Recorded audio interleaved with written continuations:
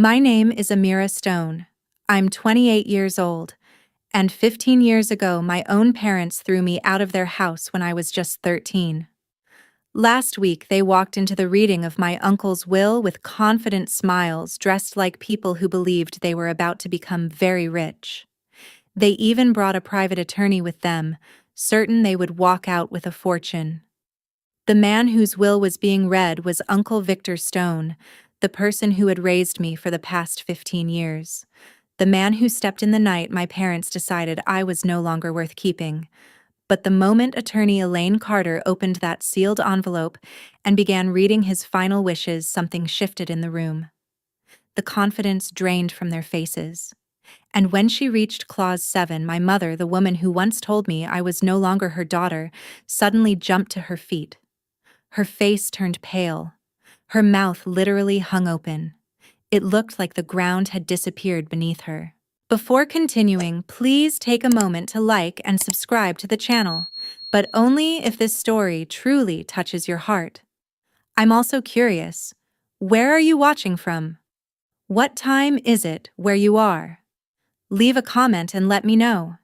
To understand why my mother reacted that way, we have to go back 15 years. Back to the summer of 2010. Back to when I was a 13-year-old girl who honestly believed I was the reason everything in my family went wrong. I grew up in a modest house in southeast Portland. Nothing fancy, just a narrow 2-story home with peeling white paint and a yard that never quite grew grass evenly. But what I learned early in that house had nothing to do with money. It had to do with love. In our family, love was not distributed equally. My father, Calvin Stone, worked as an auto mechanic at a repair shop downtown. He was a quiet man, the kind who spoke rarely, and when he did, it was usually to agree with whatever my mother had already said. My mother, Lydia Stone, worked the checkout counter at a neighborhood grocery store. At home, she ran our household with the cold efficiency of someone who always believed she knew exactly who deserved what. And then, there was my sister, Vanessa. She was 2 years older than me. She had my mother's golden blonde hair, my mother's bright blue eyes, my mother's effortless laugh. Everyone always said the same thing whenever they saw them standing together. Vanessa looks exactly like you did at her age, Lydia. And my mother would glow with pride. I, on the other hand, looked like my grandmother, my father's mother. Brown hair, brown eyes, quiet personality. My mother never said that was a bad thing. She just never said much about me at all. And when you're a child, sometimes silence tells you everything you need to know. What just happened was only the beginning. The next part of the story contains some fictional elements and uses AI to clarify the message and enhance the emotional experience. If you empathize, I greatly appreciate it. If not, I hope you have a peaceful evening and a good night's sleep. The differences between Vanessa and me showed up in 100 small ways growing up. For Vanessa's 15th birthday, my mother Lydia threw a party that felt like something out of a movie. 15 guests packed our living room. There was a 3-tier cake from the fancy bakery on Hawthorne Boulevard, the kind with smooth white frosting and delicate pink flowers made from sugar. My mother even rented a karaoke machine for the night, so Vanessa and her friends could sing pop songs until midnight. Everyone laughed. Everyone took pictures. My mother stood in the kitchen glowing with pride while people told her how beautiful her daughter was. 3 months later, when my 13th birthday came around, things looked very different. It was just the 4 of us sitting around the kitchen table. No guests, no decorations, no music. My mother placed a discounted cake from the grocery store where she worked in front of me. The frosting said, "Happy birthday." That was it. No name.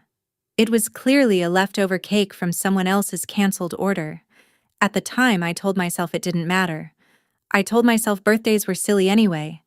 But even at 13, I could feel the quiet message behind moments like that. You matter less. The truth is, I didn't fully understand my role in the family until I was 12. That was the year I accidentally discovered Vanessa had a college savings account. I was looking for a notebook in my parents' bedroom when I found a bank statement sitting on my mother's dresser. The account had been opened when Vanessa was 5 years old. 8 years of deposits. Thousands of dollars. Money set aside carefully for her future. That night, I asked my mother why I didn't have one. She looked genuinely surprised by the question, as if the thought had never crossed her mind. "Vanessa needs money for college," Lydia said, while drying a plate at the sink. Then she glanced at me with mild indifference. "You'll figure something out. You're good at adapting." That was the moment something inside me shifted. I finally understood my place in that house. Vanessa was the investment. I was the backup plan. The extra child who happened to exist. The spare. Everything changed during the summer of 2010. In April of that year, my middle school science teacher handed out flyers about a program called the Oregon STEM Summer Academy at Oregon State University. It was a 6-week residential program for students who showed exceptional promise in science and mathematics. The scholarship covered everything: tuition, housing, food, materials. The total value was $4,200. To a 13-year-old girl whose family barely spent money on her birthday cake, that number felt enormous. I filled out the application quietly. I never told anyone at home. By that point, I had already learned an important rule about my family. Hope was something you kept to yourself. On May 15th, the acceptance letter arrived. Out of more than 2,000 applicants across Oregon, only 50 students had been selected.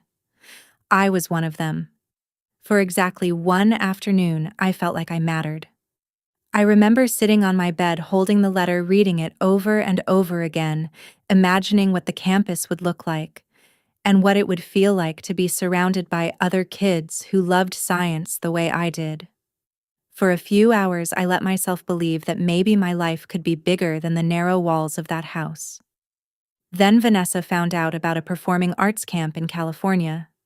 Her drama teacher had recommended it to her. 3 weeks. No scholarship. The price was $1,800. That night at dinner, my mother announced the solution she had already decided on. "Amira," she said calmly while cutting her chicken, "you're going to decline that science program." I looked up from my plate. "What, we can't afford to send both of you to summer programs?" Lydia continued as if she were explaining a grocery budget. "Vanessa's camp will help her college applications. It's important for her future." She said it in the same tone someone might use when discussing meal planning, like she wasn't crushing someone's dream. I stared down at my plate. My heart was pounding. Before I could stop myself, the words slipped out. "No." The entire table went silent. Even the hum of the refrigerator seemed to fade. My mother slowly set her fork down. "Excuse me." Her voice had dropped into the dangerous tone I had heard her use on customers at the grocery store when they tried to argue about expired coupons. I swallowed, but my voice stayed steady. "That scholarship isn't yours to give away," I said. "I earned it." My hands were shaking under the table. "It's mine." For a moment, my mother looked at me like I had suddenly become a stranger. Then her eyes hardened. "If you can't sacrifice for this family," she said slowly, "then you're not part of this family." At 13 years old, I thought she was just angry. I thought she was saying something she would regret later. I didn't realize she meant it literally. 3 days after that dinner, I came home from the public library and found my belongings sitting on the front porch. 2 black garbage bags. My clothes were stuffed inside them. My school books. My shoes. Everything I owned. My mother stood in the doorway with her arms crossed. She didn't look angry anymore. She looked calm, resolved. Like someone who had just finished an unpleasant chore and was relieved it was over. "I called Victor," she said. She was referring to my father's older brother, Uncle Victor Stone, who lived in Seattle. "He'll be here to pick you up." I stared at the bags, then back at her. "What do you mean?" My mother's expression didn't change. "From now on," she said flatly, "you're his problem." I stood there on the porch with the afternoon sun hitting the side of the house, trying to process what was happening. And for the first time in my life, I realized something terrifying. My mother wasn't threatening me. She was getting rid of me. Behind my mother, I could see my father standing in the hallway. My father, Calvin Stone, leaned against the wall like he had been standing there for a while. His arms hung loosely at his sides. His eyes were pointed in my direction, but he wasn't really looking at me. He didn't say anything. He didn't step forward. He didn't tell my mother she had gone too far. He simply stood there in silence. And somehow that silence hurt more than anything she had said. I looked up toward the second-floor window. The curtain shifted slightly. Vanessa was standing there. My older sister was watching everything from behind the thin fabric. Her face was half hidden by the shadow of her room. For a moment our eyes met. I thought maybe she would come downstairs. Maybe she would say something. Maybe she would at least stand beside me on the porch. Instead, she slowly stepped back. The curtain fell into place. And she disappeared. I waited on that porch from 6 in the evening until 10 at night. 4 hours. My mother went back inside after the first 5 minutes. The porch light never came on. The sun slowly disappeared behind the houses across the street, and the evening air grew colder as darkness settled in. I sat on top of those 2 garbage bags with my knees pulled up to my chest, trying to make sense of the moment. 13 years of memories running through my head like a broken film reel. Uncle Victor lived in Seattle, 3 hours away. When my mother said she had called him, I didn't know if that meant he would actually come. But he did. At exactly 10 o'clock that night, a gray Honda sedan turned slowly into the driveway. The headlights swept across the porch and briefly illuminated me sitting there in the dark. The engine shut off. The car door opened. Uncle Victor stepped out. He didn't rush toward me. He didn't ask questions right away. He simply walked up the driveway and stopped in front of me. For a few seconds, he just looked at me. His eyes moved from the garbage bags to my face, taking in the entire situation without anyone needing to explain it. Then he did something no one in that house had ever done before. He wrapped his arms around me. The hug was so tight it almost knocked the air out of my lungs. I remember the smell of his jacket, the rough texture of the fabric against my cheek, and the quiet strength in the way he held me. "From now on," he said softly, "you have a home." Those 5 words changed the course of my life. That night we drove north toward Seattle. The highway was dark, the road stretching endlessly in front of us while rain tapped gently against the windshield. I sat in the passenger seat staring out the window, trying to understand what had just happened. I kept asking myself the same question over and over. What did I do wrong? What had I done to make my own parents give up on me? What I didn't know at the time was that before Uncle Victor left Portland that night, my mother had signed a document. I didn't see it. I didn't understand it. I didn't even know it existed. It would take 15 years before that document appeared again. And when it did, it would change everything.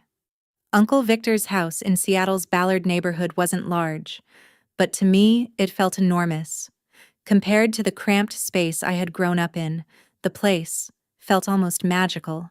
The floors creaked softly when you walked across them. The living room smelled like old books and coffee. And for the first time in my life, I had a bedroom that belonged entirely to me. My own desk, my own bed, my own door that could close. But the most important thing Uncle Victor gave me wasn't a room, it was belief.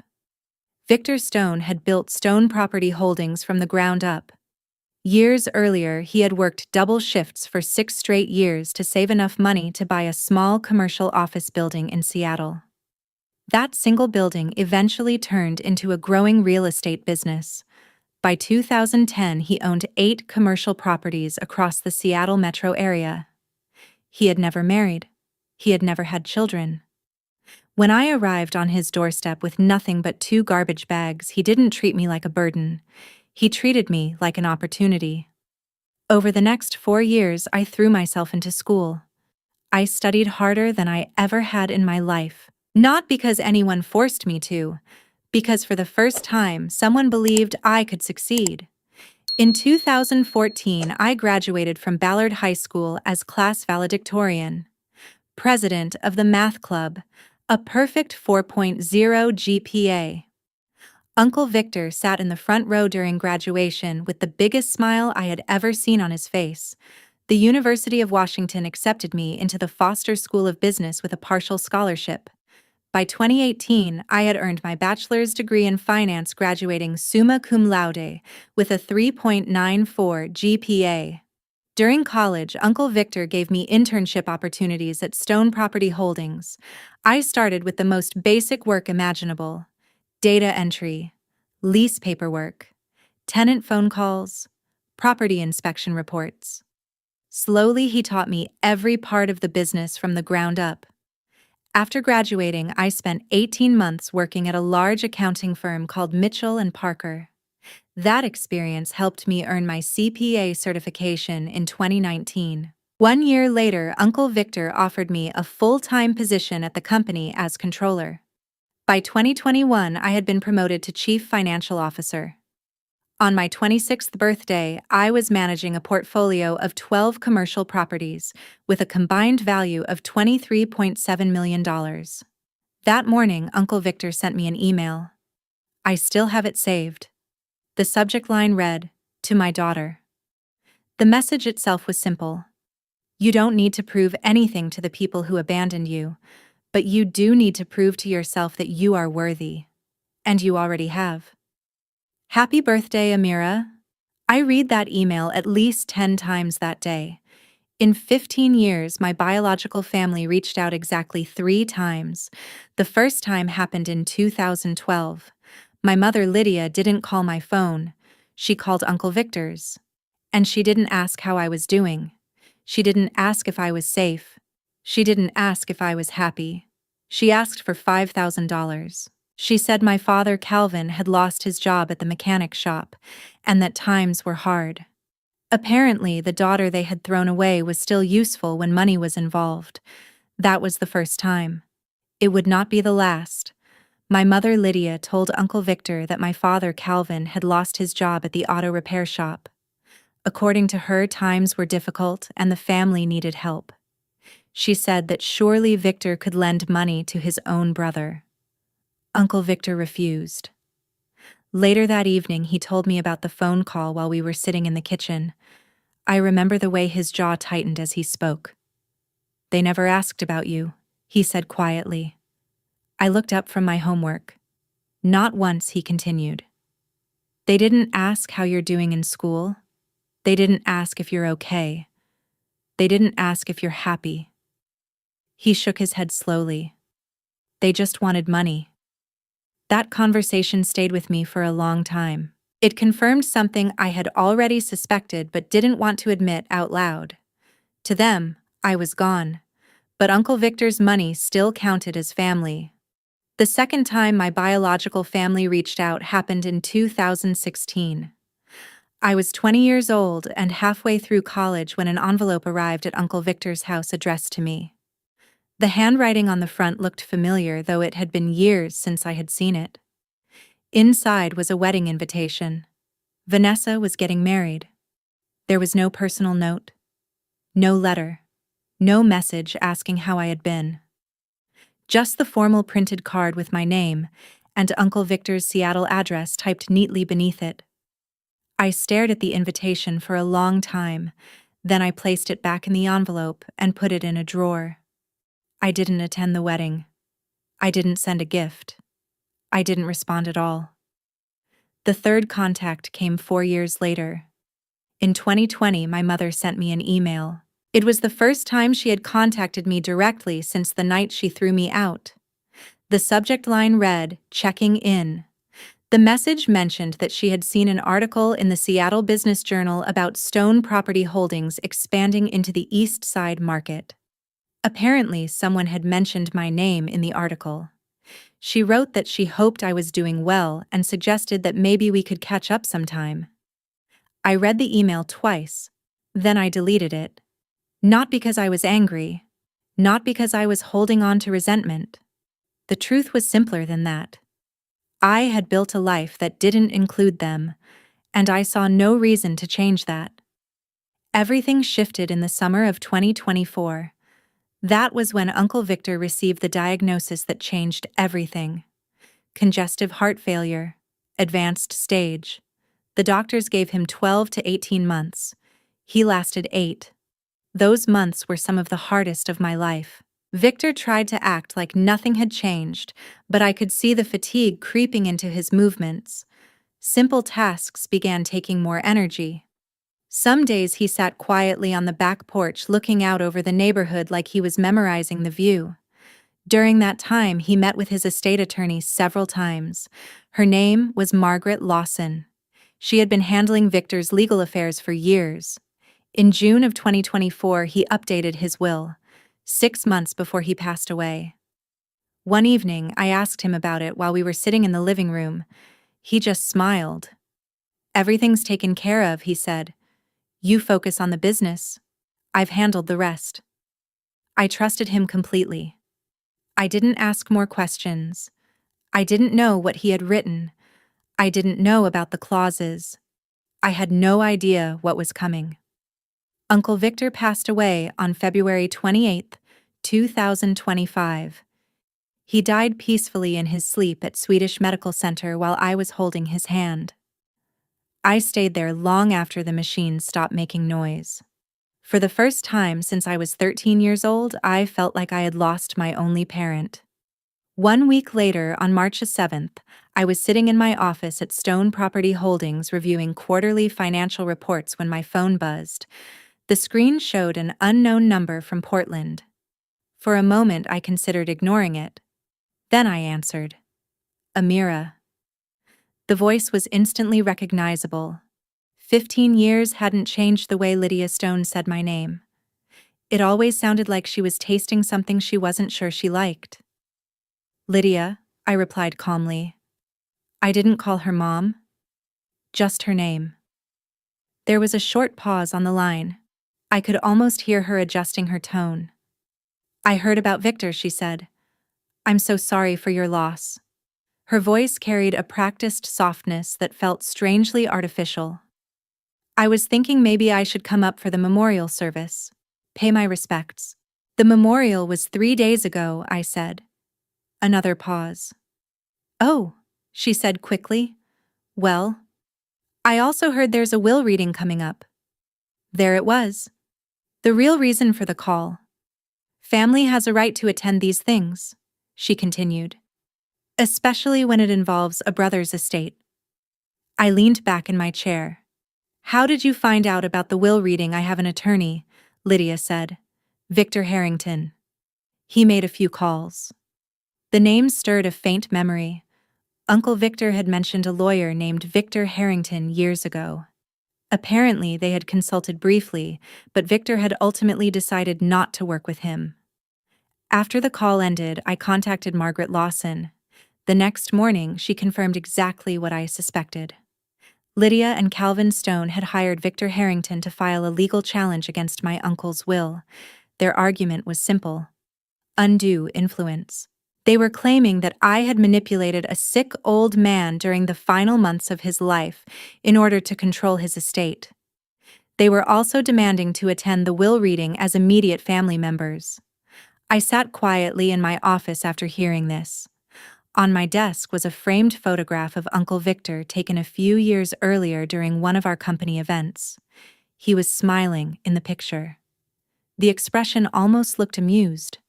For a strange moment, it felt like he had expected something like this to happen.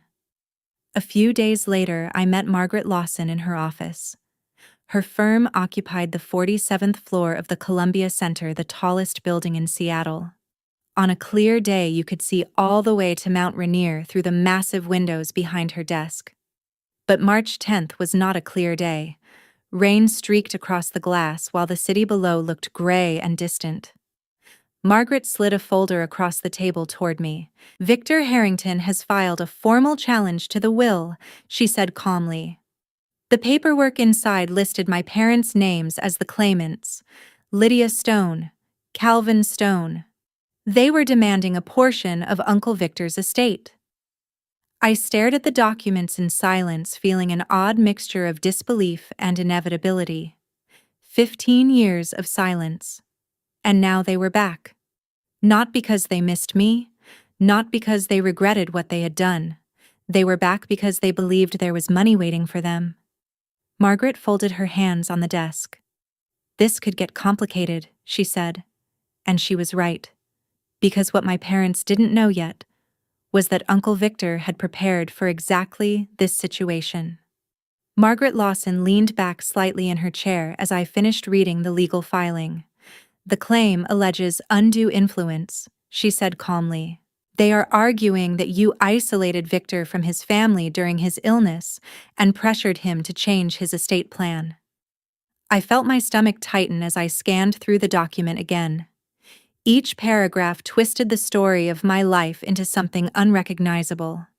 "They're demanding 50% of the estate," Margaret continued. I looked up from the papers. 50%? She nodded. "Their legal theory is that since Calvin Stone is Victor's only surviving brother, he should inherit under intestacy principles. At minimum, they argue he deserves a significant portion of the estate because of what they call the natural bonds of brotherhood." I let out a quiet, disbelieving laugh. "Natural bonds?" I repeated. Margaret watched me carefully.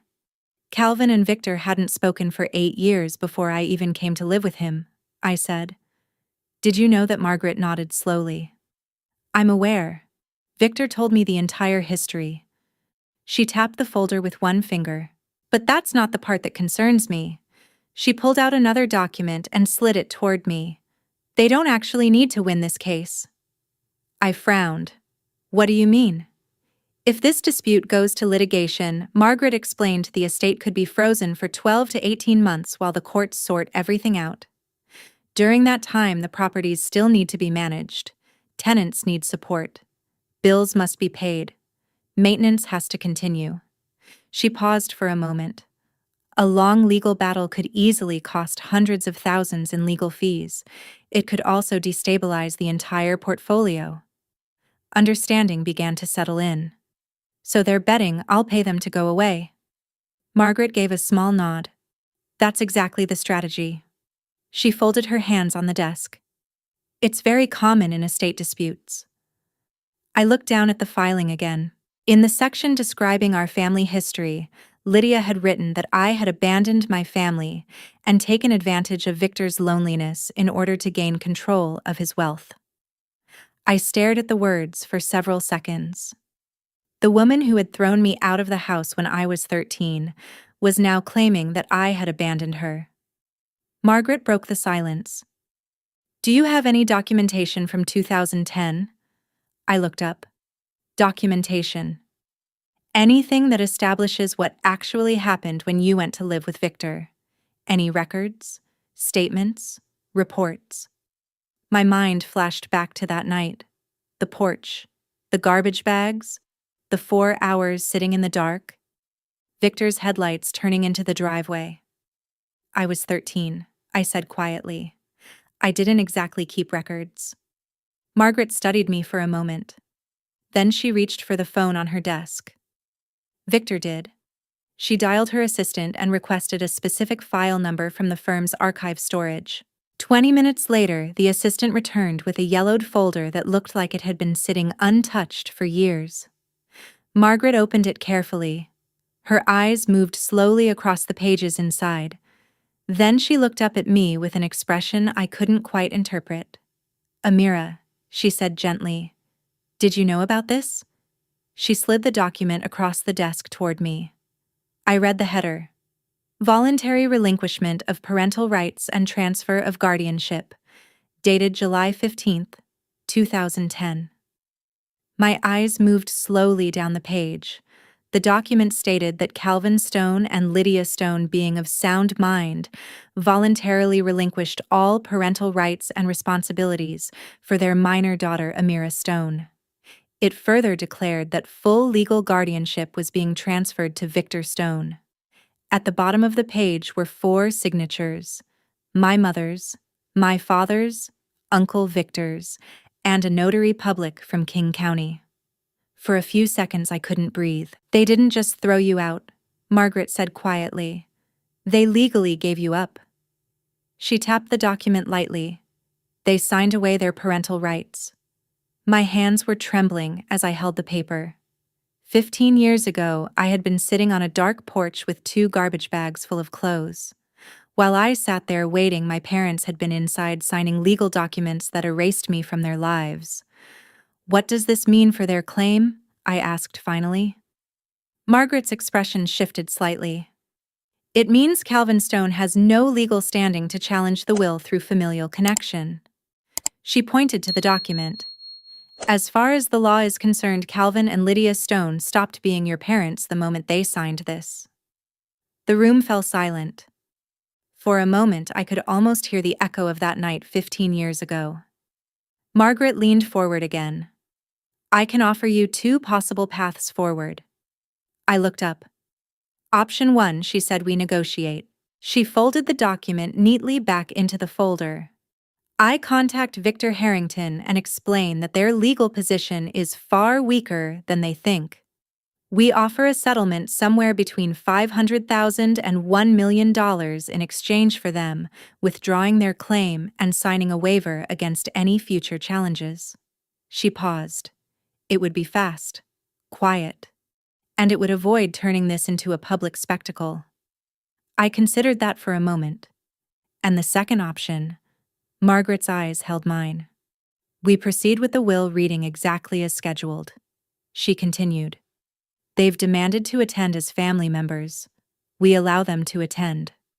Her voice grew slightly firmer. "And then, we present the evidence. The guardianship document. The history.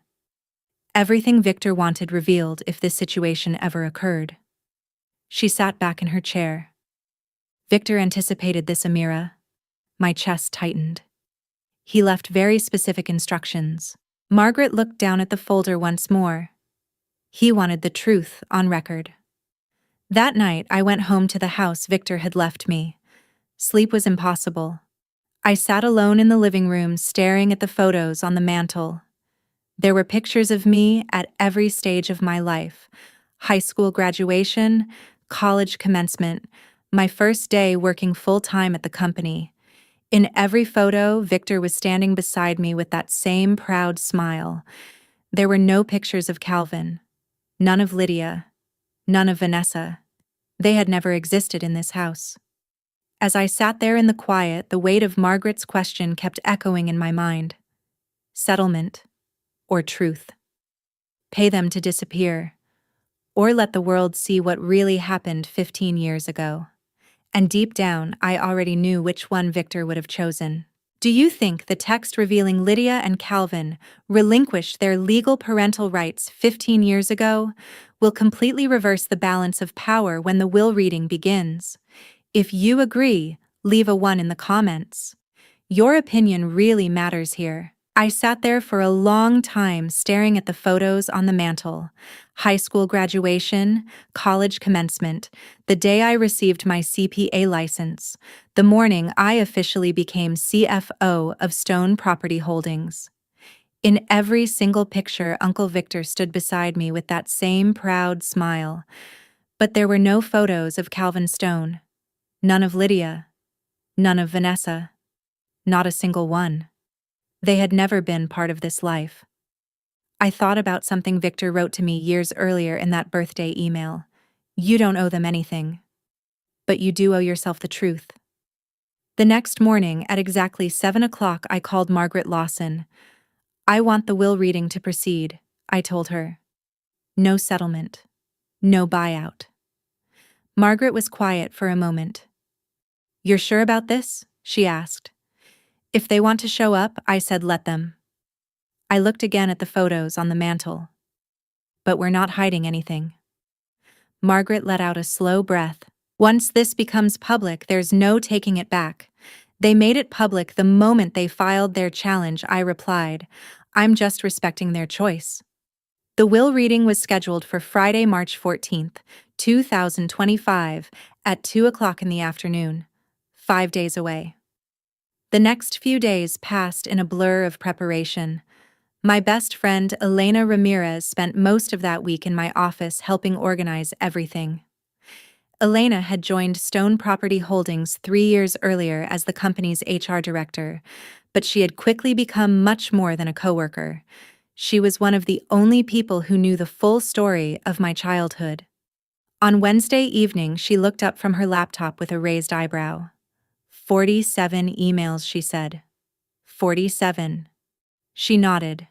Victor sent you 47 emails over the past 10 years talking about your relationship and explaining why he distanced himself from Calvin. She turned the screen toward me. The emails painted a very clear picture. In 2002, Calvin Stone had borrowed $80,000 from Victor with a written promise to repay it within 5 years. 23 years had passed. Not a single dollar had been returned. That broken promise had fractured their relationship long before I ever entered the picture. My arrival in 2010 had nothing to do with the estrangement. The damage had already existed for 8 years. Elena then opened another file. These are the company performance reports from the last 3 years. Under my leadership as CFO, the value of the Stone Property Holdings portfolio had grown from $17.7 million to $23.7 million, a 34% increase. Occupancy rates averaged 96% across all properties. Tenant satisfaction scores were the highest in the company's history. Elena leaned back in her chair. If anyone tries to claim you manipulated Victor to get control of the company, she said, these numbers tell a very different story. On Thursday evening, I met with Dr. Melissa Hart. I had been seeing her since my early 20s. Her office was quiet, softly lit, and smelled faintly of lavender. She listened patiently while I explained everything that had happened. Then she asked a simple question. Remember why you're doing this? I leaned back in the chair. I'm not seeking revenge. Dr. Hart nodded. You're closing a chapter, she said. There's a difference. I hesitated. What if I feel satisfaction when they realize they've lost? She smiled gently. That's called justice. She folded her hands in her lap. Feeling validated when the truth comes out isn't cruelty. The real question is what you do after that moment. Later that night, I drove home through Seattle's rain-slicked streets thinking about her words. When I got home, I stood in front of the bathroom mirror for a long time. She has no power over you anymore, I told my reflection quietly. Only you get to decide your story now. Friday was coming, and for the first time in my life, I felt ready. Let me pause for a moment. If you've made it this far and you're wondering how everything unfolded during the will reading, drop a comment with your prediction. What do you think Lydia Stone did when she walked into that room? And if this story resonates with you, especially if you've ever had to set boundaries with family, make sure you subscribe. Because we're about to reach the moment everything changes. Now let's go back to that Friday afternoon. The Morrison and Lawson conference room sat on the corner of the 47th floor of Columbia Center. Massive floor-to-ceiling windows surrounded the room, offering a panoramic view of Elliott Bay and the Olympic Mountains beyond. On a clear day, the view was breathtaking. But on March 14, 2025, the sky was heavy with clouds. The water below looked dark and steel gray. And inside that conference room, something far more dramatic than the weather was about to unfold. On a clear day, the view from the 47th floor of Columbia Center could stop you in your tracks. Mountains in the distance, Elliott Bay stretching toward the horizon, ferries moving slowly across the water like quiet white lines. But on March 14, 2025, the sky was completely overcast. The water below looked dull and steel gray. It matched my mood perfectly. I arrived 15 minutes early at exactly 1:45 p.m. I was wearing a navy blue tailored suit. Clean lines, simple cut. Professional without trying too hard.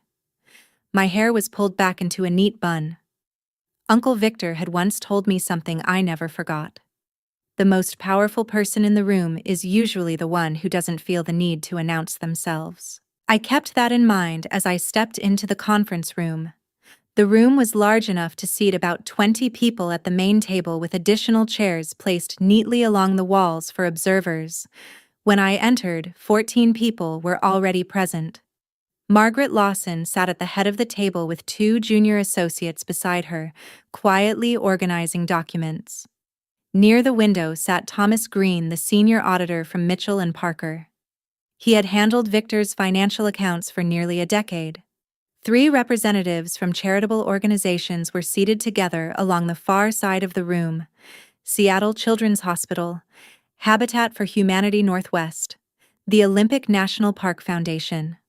Victor had been a major donor to all 3 for more than 20 years.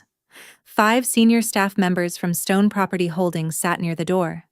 They had worked with Victor for years and had known me since my earliest days as an intern. Margaret noticed me as soon as I entered. She gave a small nod and gestured toward a seat at the center of the table directly across from where she would be reading the will. I walked over calmly and sat down. In front of me, I placed the folder Elena had prepared containing every document we might need. Through the glass wall of the conference room, I could see the elevator lobby outside. At exactly 2:03 p.m., the elevator doors opened. My mother stepped out first. Even from across the floor, I could tell she had dressed carefully for the occasion. Lydia wore a black dress and a pearl necklace, her makeup perfectly done. Behind her came my father, Calvin, my sister, Vanessa, and a tall man carrying an expensive briefcase. Their attorney, Victor Harrington. The show was about to begin. Lydia Stone entered the conference room as if she owned it. That had always been her style, projecting confidence she hadn't earned, claiming authority no one had given her. The black dress looked brand new. The pearls caught the overhead lights as she surveyed the room with an expression of carefully practiced grief. Behind her, Calvin shuffled inside wearing a gray suit that didn't quite fit anymore. He had gained weight over the years. When his eyes briefly met mine, he quickly looked away. He had always been very good at looking away. Vanessa followed in a pastel pink dress, an unusual choice for a will reading. It almost looked like she had mistaken the event for a bridal shower. At 30 years old, she looked tired in a way that had nothing to do with the early flight from Portland. Victor Harrington entered last. He was tall, silver-haired, and carried himself with the polished confidence of someone who had spent decades in high-stakes courtrooms. The Mont Blanc briefcase in his hand probably cost more than my first month's salary when I worked at Mitchell and Parker. Lydia's gaze swept the room until it landed on me. "Ah!" she said loudly. "You're here already." I remained seated. "Lydia," I replied. "Not Mom. Just Lydia." For a split second she hesitated. Something flickered across her face before she quickly recovered. "I was hoping we could speak privately before this starts," she said. "Family matters should be handled by family." "The proceedings begin in 2 minutes," I said calmly. "I'm sure whatever you want to say can wait." Margaret Lawson stood up from her seat. "Mrs. Stone, Mr. Stone, Ms. Stone, Mr. Harrington," she said professionally. "There are chairs arranged along the wall for attending parties. The main table is reserved for beneficiaries and estate representatives." Lydia's jaw tightened. She had clearly expected to sit at the center of the room. Instead, she was being directed to the sidelines. She wasn't even at the table. But Lydia Stone never accepted humiliation quietly.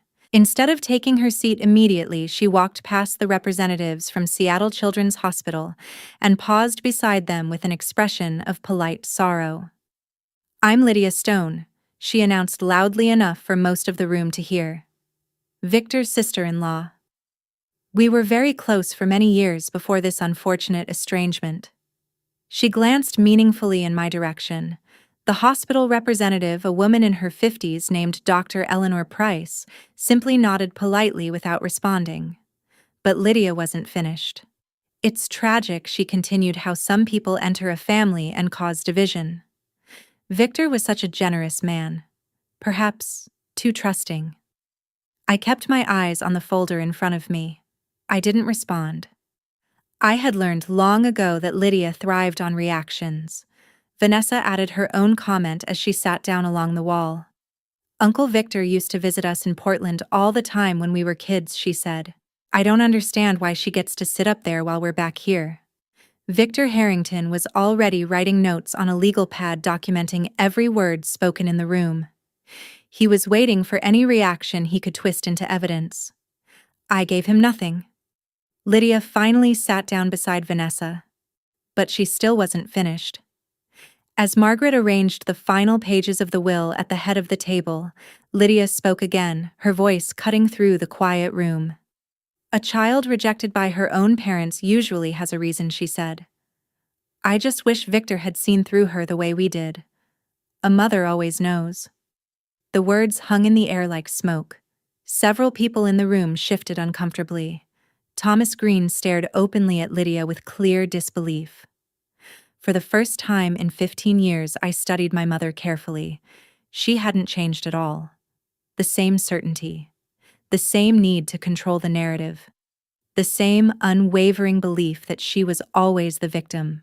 Margaret cleared her throat. It is now 2:10 p.m. She lifted a large sealed envelope and broke the seal with practiced precision.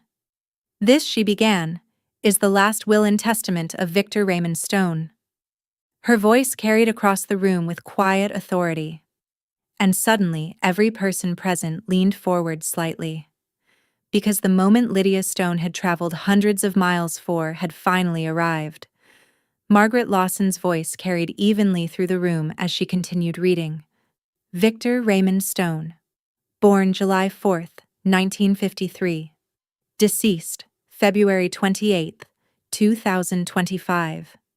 This document was executed on June 18, 2024, and represents the final expression of Mr. Stone's wishes regarding the disposition of his estate. Lydia leaned forward slightly in her chair along the wall. Her pearl necklace caught the light as she focused on every word.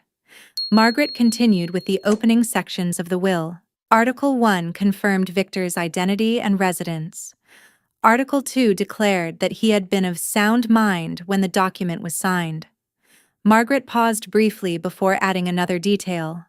A psychiatric evaluation was conducted by Dr. Michael Chen on June 10, 2024, 8 days prior to the execution of this will. The evaluation confirmed that Mr. Stone possessed full testamentary capacity and was under no undue influence at the time of signing. I caught Lydia exchanging a quick glance with Victor Harrington. They had clearly been hoping to challenge Victor's mental condition. This statement complicated their strategy immediately. Margaret continued. Article 3 revokes all previous wills and codicils. She then turned the page.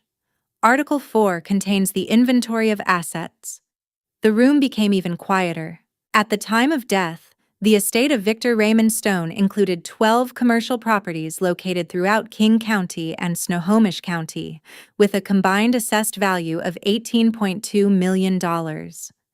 Vanessa leaned toward Lydia and whispered quietly. That's almost $24 million. Margaret continued reading. Investment accounts containing diversified equity holdings valued at approximately $4.1 million. Cash and liquid assets totaling $1.4 million. Lydia's eyes moved quickly, calculating. Margaret looked up briefly. The will contains 47 pages. She adjusted her glasses and turned to the next section. I will now proceed to Article 5, which addresses specific exclusions and explanations. She cleared her throat. Article 5 regarding Calvin Stone, brother of the deceased. Lydia actually smiled. She wouldn't be smiling for long. Margaret began reading Victor's words. I make no provision in this will for my brother Calvin Stone for the following reasons which I wish to be read aloud and entered into the record. Lydia's smile faltered. Margaret continued. First, in March of 2002, Calvin Stone borrowed $80,000 from me with a written promise to repay the full amount within 5 years. 23 years have passed. Not $1 has been repaid. I retain the original promissory note as documentation. Calvin's face went pale. He clearly hadn't expected that detail to be made public. Margaret turned the page. Second, on July 15, 2010. Calvin Stone and his wife, Lydia Stone, voluntarily executed a legal document relinquishing all parental rights to their daughter, Amira Stone, and transferring full legal guardianship to me. This document was properly witnessed and notarized. Lydia shot to her feet. What does that have to do with anything? Margaret didn't acknowledge the interruption. She simply continued reading. The significance of this document is as follows. By legally terminating their parental relationship with Amira Stone, Calvin and Lydia Stone severed any claim they might attempt to assert through her. Amira Stone is my legal heir. Calvin Stone is not her legal father. Therefore, he has no familial standing to challenge this will on grounds of family connection. Calvin stood up as well. This is ridiculous, he said. I'm Victor's brother. His blood brother. Victor Harrington quickly grabbed Calvin's arm and pulled him back down into his seat. But even the lawyer's face had gone noticeably pale. Margaret calmly reached into her file and removed another document. For the record, she said, the original relinquishment of parental rights is on file with King County Family Court under file number 2010GH5847. I have a certified copy here available for examination. She placed the document on the table. Lydia stared at it like it might explode. She remained standing. The calm mask she had worn when entering the room was cracking visibly. This is insane, she said, her voice rising. That paper means nothing. We're still her family. Margaret's voice stayed steady. Mrs. Stone, I must ask you to take your seat. Disrupting the reading of a will is a matter the court takes seriously. Lydia ignored her. She pointed directly at me. She did this, she shouted. She manipulated Victor. She poisoned him against his own family. One of the charity representatives shifted uncomfortably in her chair. Dr. Eleanor Price from Seattle Children's Hospital looked like she had not expected to witness a family meltdown. Vanessa tugged nervously at Lydia's sleeve. Mom, sit down, she whispered. People are watching. I don't care who's watching, Lydia snapped. Victor loved Calvin. They were brothers. Finally, I spoke. My voice came out calm and quiet, exactly the way Victor had always taught me to speak in negotiations. Never raise your voice. Make them lean closer to hear you. Lydia, I said. You made a choice 15 years ago. The room fell completely silent. You packed my belongings into garbage bags and left me sitting on a porch in the dark. Then you went inside and signed a legal document giving me away. I met her eyes. I was 13 years old. No one in the room moved. That was your decision, I continued quietly. Not mine. Not Victor's. Yours. I folded my hands on the table. Everything happening today is simply the consequence of what you chose that night. Lydia opened her mouth, but no words came out. I don't hate you, I said calmly. But I don't owe you anything either. You made sure of that when you signed that paper. Victor Harrington was scribbling furiously in his notebook, though I couldn't imagine what argument he thought he could still build. Margaret cleared her throat. If we may continue. She looked down at the document again. I have not yet read Article 7. Lydia slowly sank back into her chair. But Article 7 was the moment that would destroy whatever hope she had left. Margaret turned to page 12. She paused. Then she read the line that would change everything. Article 7. Designation of sole beneficiary. The entire room seemed to hold its breath. I hereby bequeath the entirety of my estate, including all real property, investment accounts, liquid assets, and personal effects, to my legally adopted daughter, Amira Stone. The word adopted echoed in the room like a thunderclap. Lydia's face turned completely white. Not pale. White. Like all the blood had suddenly drained from her body. Adopted Calvin's voice sounded hoarse, like the word itself had scraped his throat on the way out. Since when Margaret Lawson didn't rush her answer. Her voice remained as calm and precise as it had been since the beginning of the reading. Mr. Victor Stone formally adopted Amira Stone on September 12, 2012, when she was 15 years old. The adoption was finalized in King County Family Court under file number 2012 AD 3291. She turned another page. As Mr. and Mrs. Calvin Stone had already legally relinquished their parental rights in 2010, no additional consent was required. Vanessa stared at me from across the room. "So you're not even related to us anymore?" I met her gaze. "Not legally," I said quietly. "Not since you and Mom signed me away." Margaret continued reading from the will. "Amira Stone is not merely a beneficiary. She is my daughter in every way that matters legally, practically, and emotionally."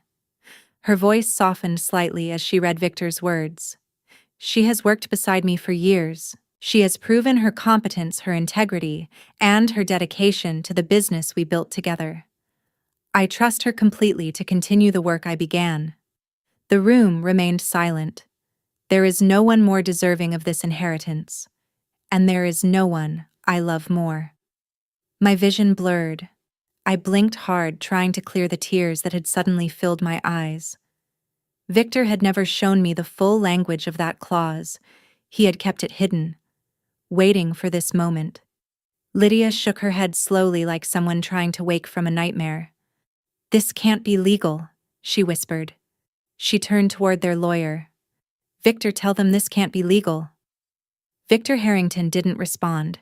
He was staring down at his legal pad, his pen completely still. The confidence he had carried into the room was gone. He knew the case was already collapsing. Margaret reached into her folder and removed a smaller sealed envelope. "There is one more item," she said. "Mr. Stone left a personal letter addressed to Amira. He instructed that a portion of it be read aloud during this proceeding if Amira consents." I nodded slowly. My throat was too tight to trust my voice. Margaret opened the envelope carefully and unfolded a single sheet of paper. I recognized Victor's handwriting instantly, the same handwriting that had appeared on birthday cards, sticky notes, and the dozens of encouraging emails he had sent me over the years. Margaret began reading. "Amira, if this letter is being read aloud, it means events unfolded exactly as I expected." Lydia made a small sound in the back of her throat. Margaret continued. "Your biological family has arrived hoping to claim money they never earned from a man they never cared about. I am sorry you have to go through this." She paused briefly before continuing. "But I also know you are strong enough to handle it."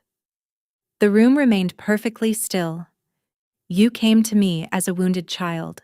A child thrown away by people who should have protected you." My chest tightened as the words filled the room. "But you refused to let that define your life. You transformed pain into determination, loneliness into independence, rejection into resilience." Margaret's voice softened further. "I have never been more proud of anyone in my entire life." The tears were running freely down my face now. I didn't bother trying to hide them. "I did not save you, Amira," the letter continued. "You saved yourself. I simply gave you a place where you could do it." Margaret looked down at the page. "Everything you achieved, your education, your career, your character, you earned all of it." Her voice grew firm again as she finished the paragraph. "I am leaving you my estate not because you need it, but because you deserve it. And because I know you will use it to help others the way I tried to help you." My hands trembled slightly as I wiped the tears from my cheeks. Margaret continued reading the final lines.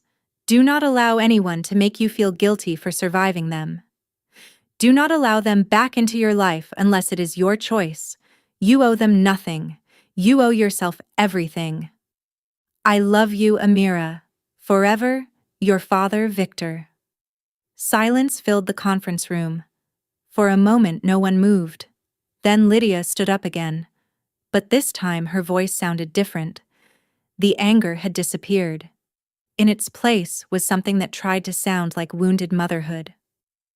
"Amira, sweetheart," she said softly. "I know things were difficult when you were young. I made mistakes. I admit that now." She clasped her hands together.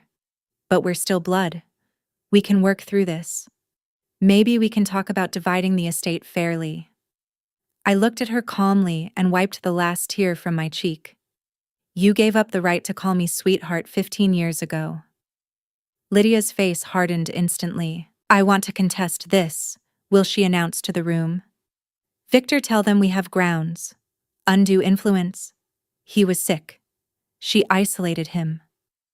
Victor Harrington finally spoke, but the voice that came out sounded tired. "Mrs. Stone, perhaps we should discuss our options privately." "No," Lydia snapped. "Tell them we're fighting this." Before Victor could respond, Margaret slowly turned her tablet around so the screen faced the room. "Mr. Harrington," she said calmly, "perhaps you would like to explain this to your clients." The room fell quiet again. Margaret began reading from the screen. "This is an email dated March 3, 2022, from Victor Stone to Victor Harrington. The subject line reads, 'Terminating services.'" She looked up briefly before continuing. In the email, Mr. Stone writes, "Victor, I am ending our professional relationship. Your recommendation that I include Calvin Stone in my estate plan despite his years of financial exploitation and his treatment of Amira is unacceptable. I will be engaging new counsel." Margaret lifted her eyes toward Harrington. "You previously represented Victor Stone. Your services were terminated because you advocated for Calvin Stone's interests against Victor's wishes." Her voice remained steady. "And now you have accepted representation against Victor's estate without disclosing that conflict of interest to your current clients." Victor Harrington's face turned gray. Lydia slowly turned toward him. "You told me we would win." He didn't answer. Instead, he abruptly stood up and grabbed his briefcase. "I need to review these documents," he said stiffly. "We should discuss this privately." "Discuss what?" Lydia's voice rose sharply. "You're leaving?" Victor Harrington didn't reply. He simply walked toward the door with stiff, hurried steps. "Victor," Lydia shouted after him. But he was already gone. The conference room door closed behind him with a quiet click. Lydia stood frozen in the middle of the room, abandoned by her own lawyer in front of everyone she had hoped to impress. Calvin sat slumped in his chair, staring down at the floor. He had followed Lydia's lead his entire life, and now she had led them both straight off a cliff. Vanessa was crying quietly beside her. I couldn't tell whether she was crying because of the money they had lost or because of the humiliation they had just experienced in front of an entire room of witnesses. Lydia turned back toward me one more time. The mask she had worn since walking into the room was completely gone now. The confident expression, the carefully rehearsed sorrow, the quiet arrogance. All of it had collapsed. What remained was desperation. And underneath that, something that might have been the beginning of regret. "Amira," she said, her voice breaking slightly, "we can still... we're still family, aren't we?" Her eyes searched my face. "Blood is blood. You could still..." I slowly stood up from my chair.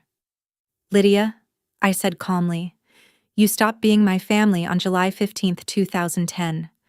I watched the words land. You signed that document yourself. I didn't make that choice. You did."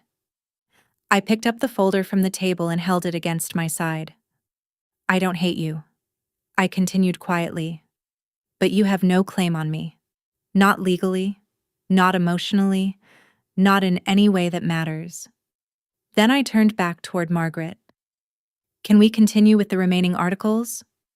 Margaret nodded. Lydia sank heavily back into her chair. For the rest of the reading, she didn't say another word.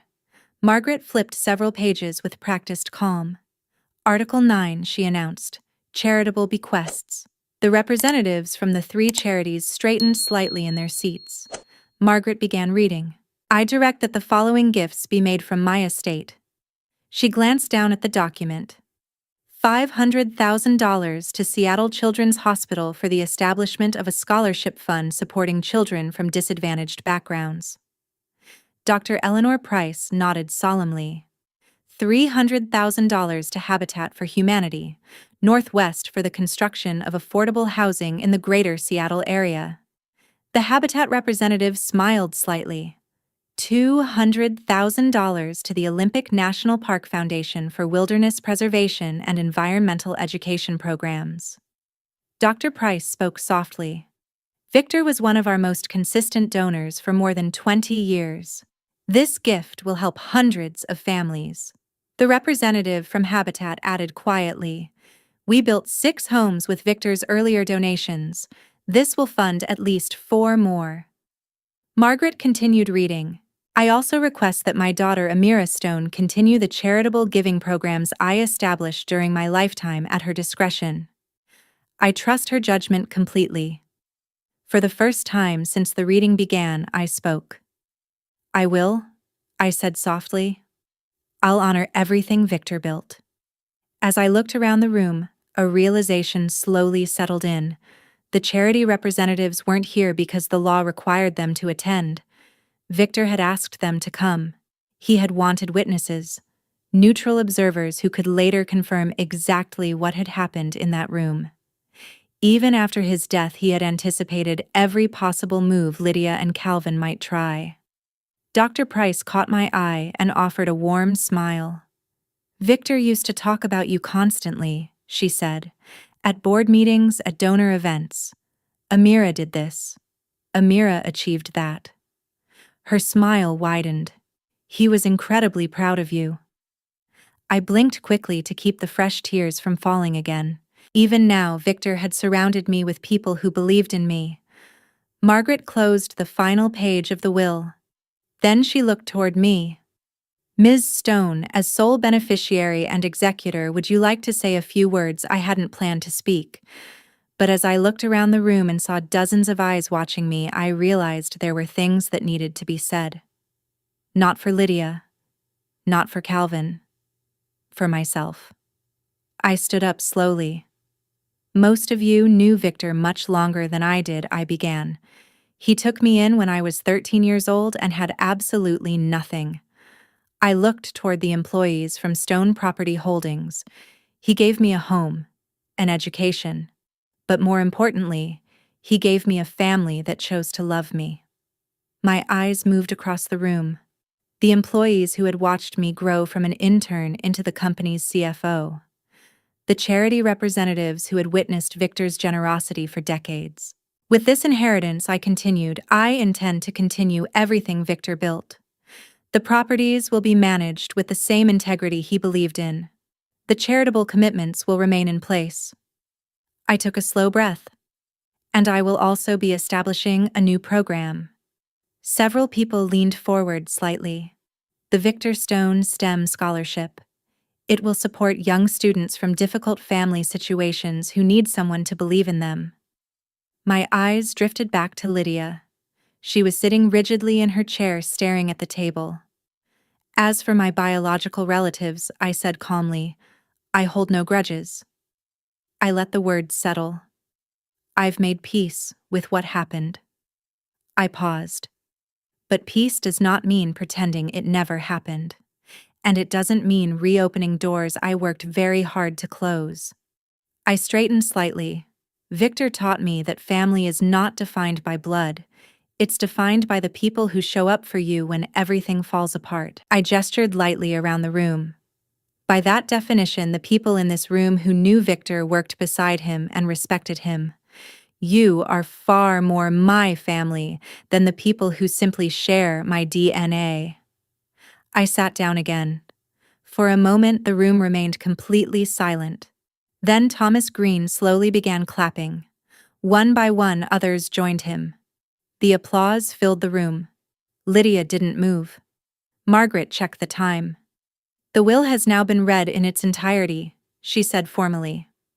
All legal requirements have been satisfied. She turned toward me. Ms. Stone, you may contact our office next week to begin the transfer process. The estate should be fully settled within 14 business days. People began standing and gathering their things. Quiet conversations filled the room.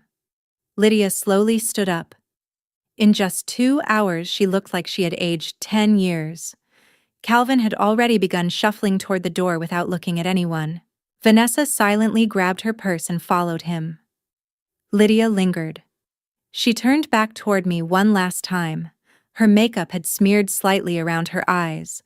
The confident woman who had walked into the room expecting millions now looked smaller somehow. She opened her mouth as if she wanted to say something. For a second I thought she might say I'm sorry. But the words never came. She closed her mouth, turned away, and walked out of the room. I watched her go. The woman who had thrown me away like damaged goods. The woman who had signed documents to make it legal. The woman who returned 15 years later expecting to profit from that cruelty. What I felt in that moment wasn't satisfaction. Not exactly. It was something quieter, a strange emptiness that comes when a chapter finally closes. Dr. Eleanor Price approached me as the room began to empty. Victor talked about you constantly, she said while shaking my hand. He once told me that taking you in was the best decision he ever made. She handed me a business card. When you're ready to discuss that scholarship fund, call me directly. A moment later, Elena appeared beside me and squeezed my arm. You did it, she whispered. Victor would be so proud. I looked down at the small framed photo of Victor I had brought with me. I hoped she was right. I need to take a breath here for a moment. Standing up to someone who hurt you, especially when they still believe they are the victim, is exhausting. 1 week after the will reading, Margaret Lawson filed a formal complaint with the Washington State Bar Association. The subject of the complaint was Victor Harrington and his ethical violations. I didn't ask Margaret to do it. She made the decision herself because, as she explained to me, attorneys are required to report professional misconduct when they witness it. The complaint listed 3 specific violations. First, conflict of interest. Harrington had previously represented Victor Stone and had gained confidential knowledge about Victor's estate planning. Second, failure to disclose. Harrington never informed Lydia or Calvin that he had previously worked for Victor. Third, misrepresentation. Harrington had encouraged his clients to pursue a legal challenge even though he knew their position was fundamentally weak. Margaret kept me updated during the investigation. 2 months later, at the end of May 2025, the Bar Association issued its ruling. Victor Harrington was suspended from practicing law for 6 months. He was also fined $15,000 and ordered to complete additional ethics training. Within weeks of the suspension, several of his largest clients quietly moved their legal work to other firms. Through conversations within the Seattle legal community, I later heard that his firm lost nearly $200,000 in revenue that year. One evening, Elena asked me if I felt satisfied about what had happened to him. I shook my head. I didn't do anything to him, I said. He did it to himself. That was the truth. I hadn't filed the complaint. I hadn't pushed for an investigation. Harrington had made his own decisions. He chose to take a case that was ethically compromised. He chose to mislead his clients. He chose to gamble that intimidation would work better than the truth. And eventually, the consequences caught up with him. Some people build their own prisons. 3 weeks after the will reading, an email appeared in my inbox. The sender address read, lydiastone1969@gmail.com. The subject line said simply, "Please read." I opened it cautiously. The message was longer than I expected. Lydia had never liked writing emails. She preferred phone calls where she could interrupt people and control the conversation. The email began, "Amira, I know you probably won't read this, but I need to say some things. I've been thinking about what happened at the will reading. I was angry and said things I shouldn't have." She continued, "I know I made mistakes when you were young. Your father and I were struggling financially, and I was overwhelmed. Things got out of control. I'm not asking you for money. I'm asking for a chance to make things right. We are still family, Amira.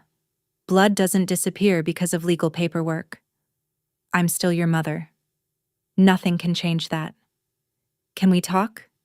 I read the email 3 times. Then I called my therapist, Dr. Melissa Hart, and read it to her over the phone. What do you notice about the message, she asked. I thought about it for a moment. She admits mistakes, I said slowly, but she never actually says what the mistakes were. Dr. Hart waited. She blames circumstances, financial stress, being overwhelmed. I continued. She says she's not asking for money, but then immediately talks about rebuilding the relationship. And she still calls herself my mother, I added quietly, even though she signed away that right. Dr. Hart asked the most important question. What do you want to do? It took me 2 days to write my response. It was only 4 sentences long. Lydia, I read your email. I forgave you a long time ago, but that forgiveness was for my own peace, not for reconciliation. I don't want a relationship with you. Please don't contact me again. She never replied, and surprisingly, I didn't feel guilt. Only clarity. 2 months later, another message arrived. This time, it wasn't an email. It was an actual letter. The envelope looked slightly wrinkled and carried a Portland postmark. The return address listed the name T. Warren. Vanessa had taken her ex-husband's last name when she married. I opened the letter carefully, expecting another attempt to manipulate me. Instead, I found something very different. Amira, I'm not writing to ask you for anything. I don't want money. I don't want forgiveness. I just need to say something I should have said 15 years ago. My hands tightened slightly as I continued reading. The night Mom and Dad kicked you out, I was watching from my bedroom window. I saw you sitting on the porch with those garbage bags. I watched you sit there for 4 hours. The words blurred for a second. I saw you alone in the dark, and I didn't come downstairs. I could have. I was 15. I could have brought you water or sat with you or told you I was sorry, but I didn't. I just stood behind the curtain like a coward, and that moment has haunted me ever since. The letter continued. Every time Mom talked about you, after that, blaming you for everything, I remembered that window. I remembered that I did nothing. I'm not asking you to forgive me. I'm not asking for a relationship. I just needed you to know that I understand now that I failed you. You deserved better from your sister. I read the letter 4 times. It was the first honest thing anyone in my biological family had ever said to me. I didn't respond right away. I needed time to think about what that honesty meant. But for the first time in 15 years, when I thought about Vanessa, I didn't feel only distance. 4 months after the will reading, I finally wrote back. Dr. Hart had helped me think through what I truly wanted, not what would make me look generous, not what society expected, what I genuinely wanted. The answer surprised me. I didn't want to shut Vanessa out completely. Her letter had contained something no one else in my family had ever offered. Accountability. No excuses, no requests, just the truth. But trust does not rebuild overnight. So I wrote back with conditions. Vanessa, I read your letter many times. I appreciate that you acknowledged what happened without excuses. That took courage. I am not ready for a full relationship, but I am open to cautious contact under certain conditions. I continued writing. First, there will be no communication through Lydia or Calvin. I have ended contact with them permanently. Second, there will be no discussion about money, inheritance, or anything connected to Victor's estate. Third, I reserve the right to end any conversation without explanation. If I stop responding, you must respect that. If those boundaries work for you, we can start with a short video call once a month. 15 minutes. Low pressure. If that goes well, we can slowly build from there. 3 days later, her reply arrived. 1 word. Accepted. Our first video call was scheduled for a Saturday afternoon in September 2025, 6 months after the will reading. I sat in my home office with my laptop open, watching the clock slowly approach 2 o'clock. My heart was beating faster than it had during the will reading, because confronting an enemy is one thing. Allowing someone back into your life even cautiously is something else entirely. This felt more dangerous somehow. Standing up to Lydia during the will reading had been about defending myself from an attack. That kind of strength was straightforward. You put up a wall and hold your ground. But this was different. This was about lowering the wall just enough to see what was on the other side. The video call connected. Vanessa's face appeared on my laptop screen. She looked different than she had at the will reading. There was less makeup, less effort to appear polished. She looked tired, but there was something else there too. Something more honest. "Hi," she said quietly. "Hi." For a moment, we just stared at each other. 15 years compressed into a small rectangle on a screen. "I wasn't sure you'd actually answer," she admitted. "I almost didn't," I said. That broke the tension. Vanessa let out a nervous laugh, and before I realized it, I was smiling slightly too. We kept the conversation light, just as I had asked. Surface level. She told me about her job. She was training to become a licensed nail technician and was slowly building a small group of regular clients. She mentioned her children, Jaden, who was 8, and Lily, who was 6, but she never asked me to be their aunt. She respected the boundary without needing to be reminded. I told her about the business, about Seattle's constant rain, about the renovations happening on a few of our properties. Nothing too personal. At 14 minutes, I glanced at the clock. "We should probably wrap up," I said. Before I could end the call, Vanessa spoke. "Thank you," she said, "for giving me a chance." "I know you didn't have to." I nodded. "This is step 1, I said. "We'll see where it goes." She smiled faintly. "Step 1 is more than I expected." We scheduled another call for the following month. After she hung up, I sat in my office for a long time, thinking about everything that had happened. I didn't know if Vanessa and I would ever have what people normally call a sister relationship. Maybe we would always stay in this careful space. But something important had changed. For the first time in my life, I was the one deciding what happened next. That power meant more to me than the inheritance. 1 year later, March 14th, 2026. Exactly 1 year since the will reading that changed everything. I stood outside a modest commercial building on Capitol Hill. It was the very first property Victor Stone had ever purchased back in 1987, when he was 34 years old, and barely had enough money for a down payment. The building had been renovated the previous fall. New windows, updated systems, fresh landscaping around the entrance. But the reason I was there that day had nothing to do with renovations. A bronze plaque had been mounted beside the entrance. I ran my fingers across the engraved letters. Victor Stone Building. In memory of a man who chose love over blood, 1953 to 2025. The metal felt cool beneath my fingertips. Over the past year, Stone property holdings had continued to grow. The total value of the portfolio had increased by 12%, reaching $26.5 million. Occupancy rates stayed above 95% across all properties. We had expanded into 2 new buildings and completed major upgrades on 3 others. But the achievement that mattered most to me had nothing to do with real estate. The Victor Stone STEM Scholarship had awarded its first group of recipients, 5 students from difficult family backgrounds, 5 kids who now had full funding to attend summer science programs just like the one I had dreamed about when I was 13. Dr. Eleanor Price from Seattle Children's Hospital had helped select the recipients. Vanessa and I were still talking once a month. The calls had grown a little longer, from 15 minutes to 25. She had shown me photos of her kids. I had shown her pictures of my apartment and the office.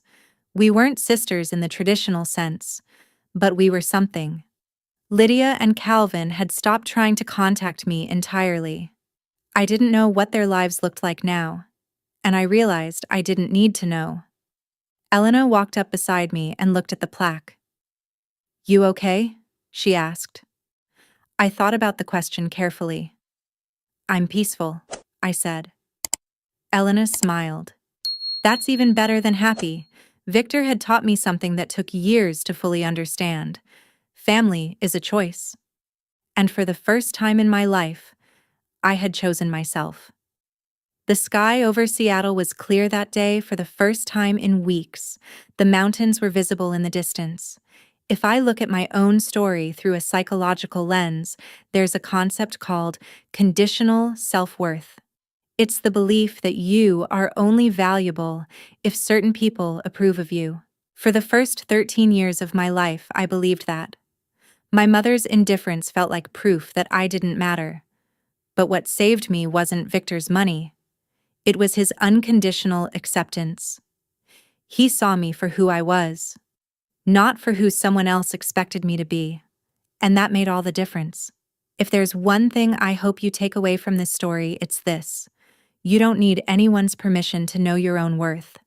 And you have every right to set boundaries, even with family, even with parents, even with blood. Forgiveness is something you give yourself. Reconciliation is something you choose. Those are two very different things. And no one else gets to decide which one you offer. For a long time, I believed my worth depended on whether certain people chose me or not. Life eventually taught me a different lesson. Your value is never determined by the people who reject you. It's determined by how you rise, build your own life, and decide who truly deserves a place in it. Some relationships need to be forgiven so your heart can move forward, but forgiveness doesn't mean reopening doors that once caused you pain. If you were in my situation, what would you choose to do? Would you keep chasing approval from people who never truly saw you, or would you start building a life with those who genuinely respect your worth?